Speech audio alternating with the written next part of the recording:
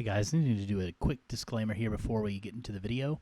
The mouse that you're going to see in the video kind of has a mind of its own.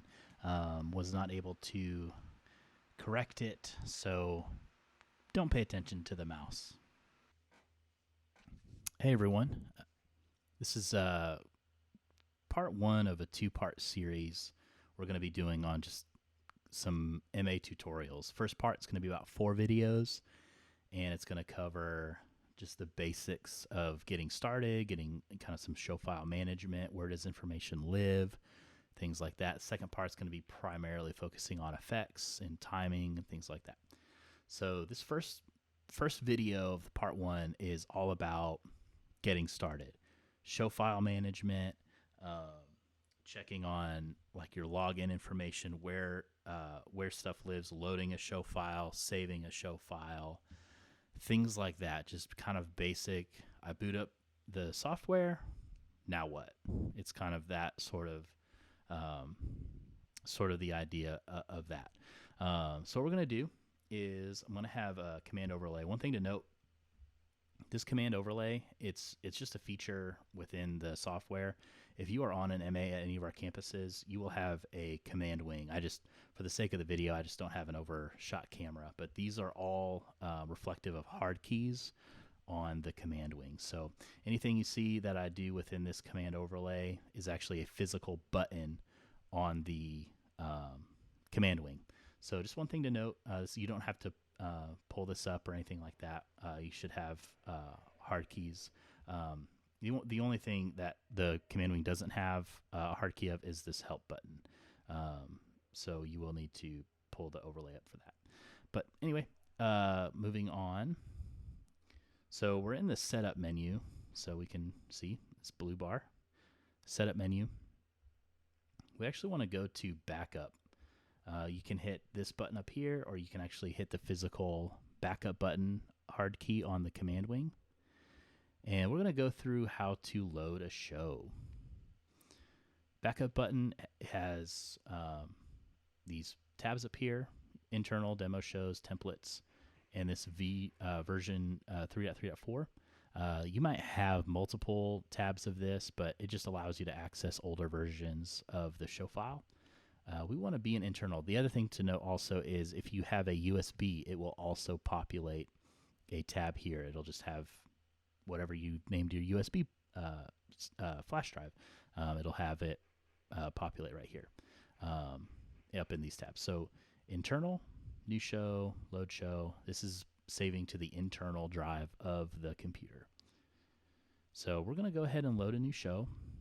We're going to load this EC new file training. And if we look here on the right, show data, time config, global settings, local settings, network protocols, network config, user profiles. We're going to hit check all, and we're going to uncheck these 3, network protocols, network config, user profiles. Reason for that is network protocols, network config, anything that if you're taking the show file home and programming at home, bringing it in, things like that, we don't want any sort of external network information ending up in the show file. We also, I will kind of explain user profiles later, but user profiles hold all of our view information in it, among some other stuff, but primarily our view information. So we want to uncheck all of those. So we hit check all and just uncheck those 3. And we're going to hit load show.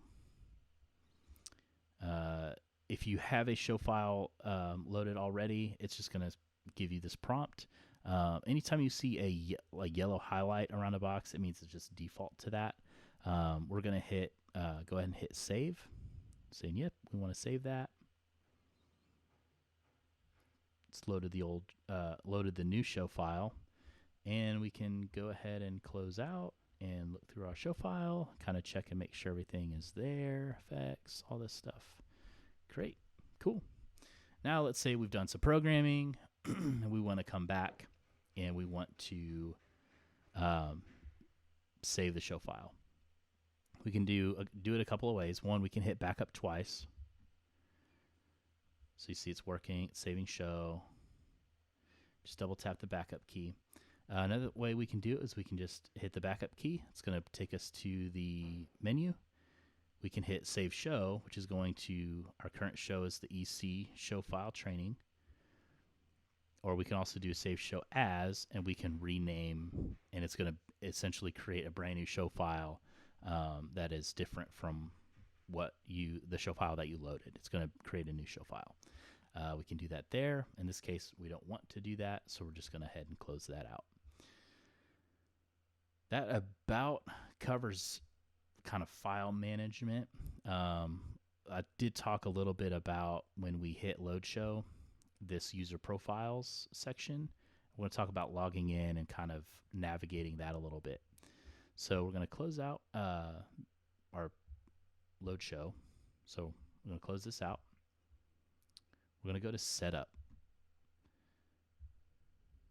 Down here under user profiles setup, click that. Your campus should have, it essentially should look like this. We've got your campus code, and then we have an op name and an LD name that have a user profile that is the same. This user profile, programmer on PC, with the date that it was created, this is where we want to be. This is all of our views. This is all of our macros, everything that we need. That is pretty much kind of exclusive for Elevation, lives in this user profile. This rights access, so we have playback and we have admin. GSO op, or campus code op, playback, all of this allows you to do is hit the go button.